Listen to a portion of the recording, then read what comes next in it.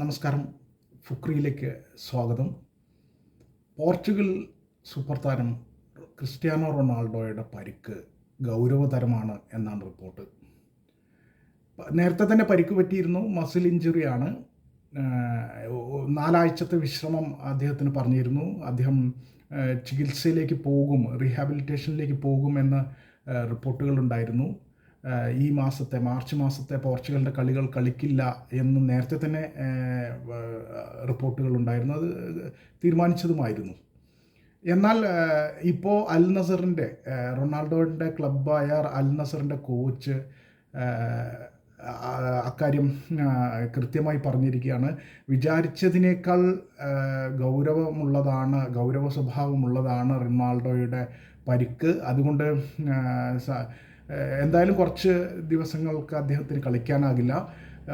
ഒരുപക്ഷെ ലോകകപ്പിൽ മാത്രമായിരിക്കാം ഇനി പോർച്ചുഗലിന് വേണ്ടി കളിക്കുക എന്നതിൻ്റെ ചില സൂചനകൾ അദ്ദേഹം നൽകുന്നുണ്ട്. പക്ഷേ അത് അക്കാര്യത്തിൽ തീരുമാനമൊന്നുമില്ല, അക്കാര്യത്തിൽ വ്യക്തതയുമില്ല.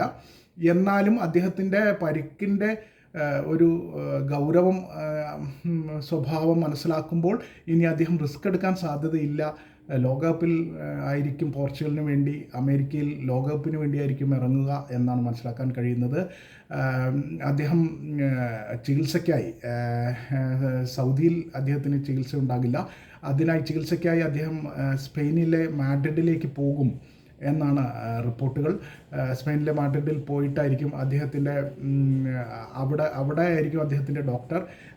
അവിടെ നിന്നാണ് അദ്ദേഹം ചികിത്സയ്ക്ക് പോകുന്നത്.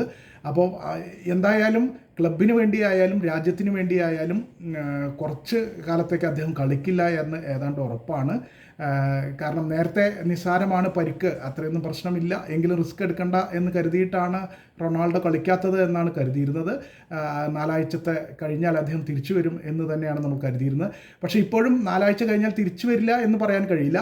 പക്ഷേ എന്നാലും അതിൻ്റെ സാധ്യതകളിൽ മങ്ങലേറ്റിട്ടുണ്ട്. കാരണം വിചാരിച്ചതിനേക്കാൾ ഗൗരവതരമാണ് പരിക്ക് എന്ന് തന്നെയാണ് കോച്ച് കൂടി വ്യക്തമാക്കിയതോടുകൂടി